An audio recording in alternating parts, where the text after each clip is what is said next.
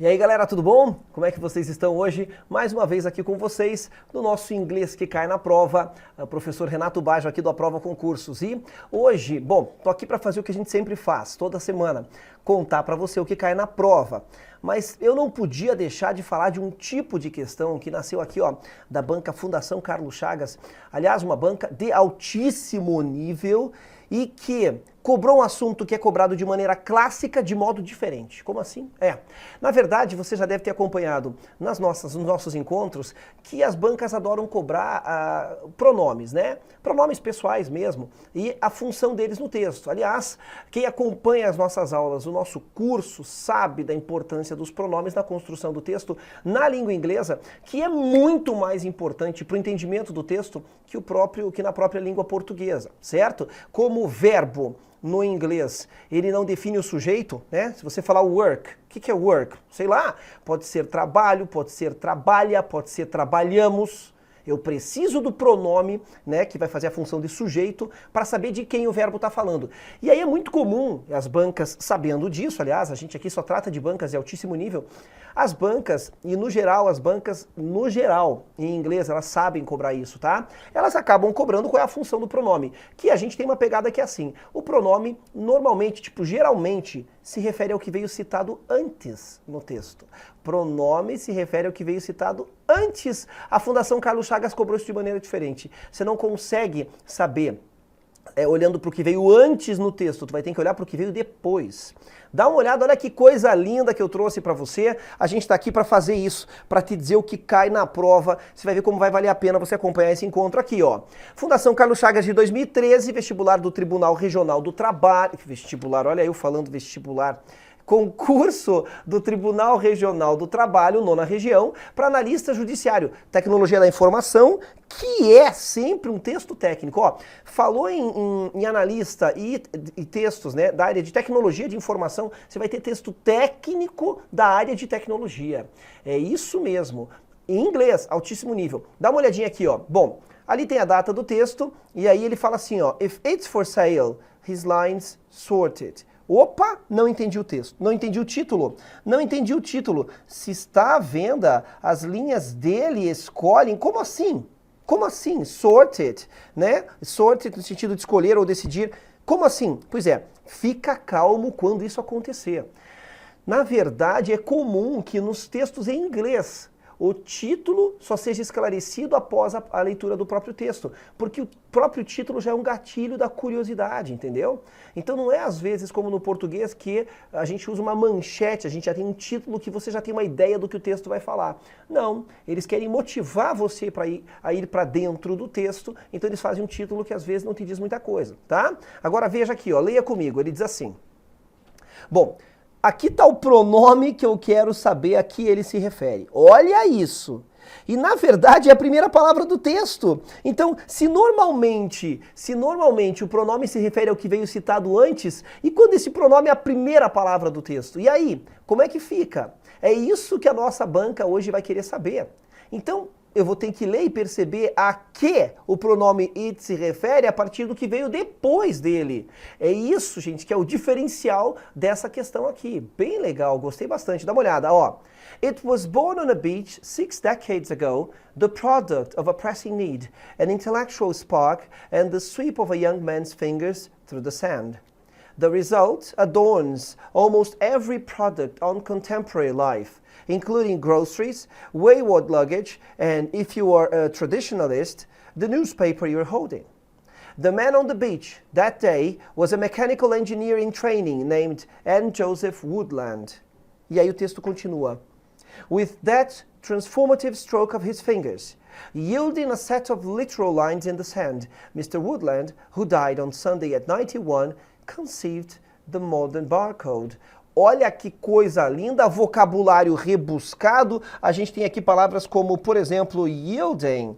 Nossa, o que é isso? Conceived. Caramba, o que é isso? Entre outras que estão aqui nessa nossa primeira parte, que nós vamos ver agora. Façamos uma tradução, que nunca é uma tradução ao pé da letra, uma tradução que leva em consideração o contexto do texto, o contexto da frase, que é isso que a gente recomenda. E aí a gente já vai resolvendo essa questãozinha. Dá uma olhadinha aqui, olha que bacana. Ele diz assim, ó.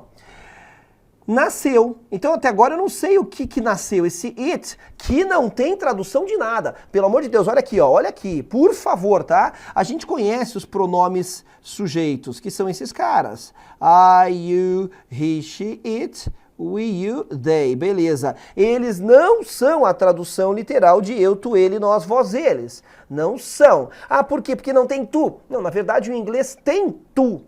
Tem, só não aparece aqui nessa lista. O tu pode ser o thy ou o thee, dependendo da posição na frase, tá? Isso aqui é linguagem arcaica, inglês arcaico, se usa pouco ainda em alguns meios religiosos, é isso? Então o que acontece? Não é que não tem tu no inglês, por favor, tá? Tem tu sim, né? Thy ou thee, beleza?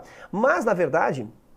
o que eu quero te mostrar aqui, ó, que esse pronome it não tem tradução, não tem tradução. Eu sei que você sabe que I é eu, que you é você ou vocês, he é ele, she é ela. Eu sei disso, mas esse cara serve para um monte de coisas. Esse pronomezinho she serve para mais coisas ainda. Sabia que, por exemplo, she pode ser usado para objetos? Pois é, acompanha o nosso curso lá na prova. É isso. E o it? Muitos alunos, eu vejo muitos alunos traduzirem o it por isto, este, esta, né, usado para coisas e animais. Primeiro de tudo, ele não é usado para coisas e animais porque esses três pronomes estão no singular.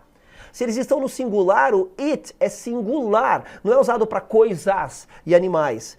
Segunda questão, ele não pode ser isto, este, esta, porque isto, este, esta ou o plural deles é pronome demonstrativo. Isso aqui é pronome pessoal. Qual é a tradução do it? Fica atento, ó. Não tem tradução. Ele não tem tradução. A tradução dele irá depender de como ele está sendo usado. Por isso que ele é um baita de um coringa. Esse cara depende do que você está lendo no texto. Beleza? Leva isso consigo que você não vai se arrepender. O pronome it não tem tradução. Depende da frase em que ele está sendo usado. Legal, né? Agora dá uma olhada aqui então, ó. Aqui eu não sei a tradução dele ainda. Eu só sei que a frase está dizendo assim: nasceu numa praia há 6 décadas atrás, o produto de uma necessidade urgente. Olha lá, press aqui de pressão. Eu sei que você sabe que press pode ser, por exemplo, apertar um botão, press the button, e press também pode ser a imprensa, tá? Mas aqui não. Aqui ele fala de pressing need. Opa, eu lembro do macete da garota bonita, em que o meu adjetivo vem antes do substantivo ao qual se refere, portanto este ing não é gerúndio, ele só está dando uma característica de um adjetivo, né? Como, por exemplo, a palavra interesting, que alguns pronunciam interesting, tem ing e é adjetivo. Então a tradução aqui é uma necessidade urgente, mas veja se você não conseguiria deduzir isso. Com certeza você conseguiria deduzir o significado a partir da frase. Então ele está dizendo que algo, eu não sei o que ainda, nasceu, né, porque eu não sei o que é it, numa praia 6 décadas atrás, que é o produto de uma necessidade urgente. Uma o que, ó? Uma faísca intelectual que é the sweep.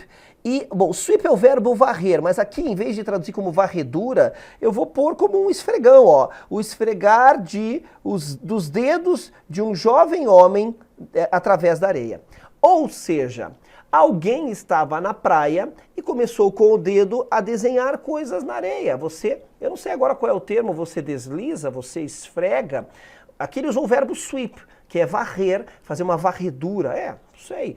Eu pus aqui como, enfim, no sentido de esfregar, no sentido de, né, delinear algo na areia, beleza? Aí ele diz assim, ó, the result, o resultado do quê? De ficar esfregando, desenhando coisas na areia, né? O resultado disso, adorn. Sabe o que é um adorno? Adorno não é um enfeite, ele usou como verbo aqui. Então ele está falando que o resultado dessa esfregada, dessa desenhada na areia dessa pessoa, enfeita quase cada produto da vida contemporânea. Opa, então ele está querendo dizer que o cara desenhou algo na areia que está presente em cada produto da vida. É isso mesmo.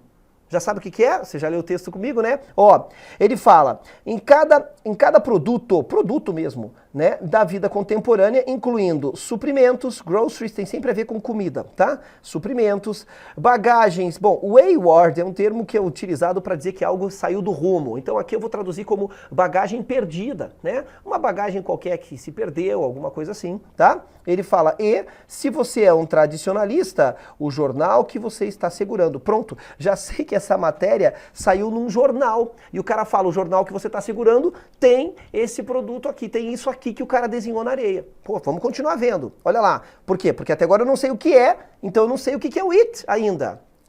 O homem na praia, naquele dia, era um Mechanical Engineering Training, ou seja, um engenheiro mecânico em treinamento chamado Ann Joseph Woodland. Pronto, tá aqui o nome do cara. E aí ele diz assim, ó, com aquele, bom, stroke pode ser golpe, batida. Ele fala de batida dos dedos. Ah, eu vou fazer o quê? Eu não vou traduzir como batida, porque ele estava desenhando na areia. Então, com aquele movimento dos dedos, certo? Até porque stroke tem outras traduções. Então, tem que ver pelo contexto, tá? Stroke pode ser até indicar a cilindrada de um motor, né? 4 cilindros, 4-stroke. Stroke pode ser segurar, agarrar, né? Então tem várias traduções, mas aqui ó, com aquele movimento dos dedos transformador, produzindo uma série de linhas literais, ou seja, aqui também pode ser no sentido de linhas exatas, tá? Na areia, o Sr. Woodland, que morreu no domingo aos 91 anos, concebeu, ou seja, criou o código de barras moderno, usando o macete da garota bonita. Aqui eu tô falando de código, o que vem na frente indica que tipo de código é. Beleza? Não conhece o macete da garota bonita? Vai ver os nossos encontros anteriores. Beleza? Então o que acontece? Do que o texto está falando o tempo todo, mas eu só descobri ao final do primeiro parágrafo, porque daí aqui eu cortei o texto, né? Claro que o texto continuava, mas eu precisei ler o primeiro parágrafo inteiro para saber o que é it, o que nasceu numa praia há 6 décadas atrás. O código de barras moderno. É isso. Então olha que questão sensacional, em que dessa vez o pronome, ele não se refere a algo que veio citado anteriormente. Ele fez um outro tipo de construção sensacional, perfeito, né? Que te motiva inclusive a ler. E você só vai saber a que se refere no final do parágrafo, tá? Então é uma maneira de você poder escrever. E olha aí que bacana, a questão foi construída em cima disso. Portanto,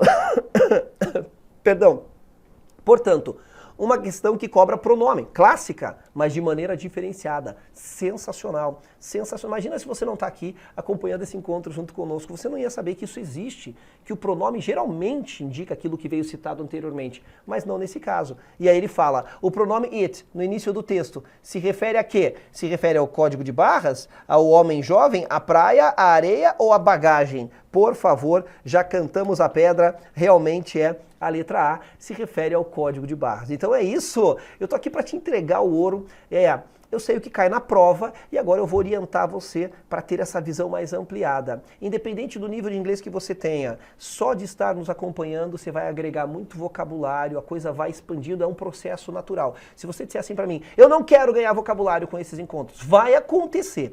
Inevitavelmente, até porque algumas coisas são muito reiteradas. Daqui a pouco você vai perceber, né? A gente está no nosso programa de número 13 ainda. Imagina quando a gente estiver no nosso de número 20, 25, 30, 40. Nossa, você vai olhar para trás e falar, meu, agreguei vocabulário demais. É inevitável. Então, conto aí com a sua presença no nosso próximo programa. Próximo programa de número 14 será sobre a banca ESAF. Texto bruto.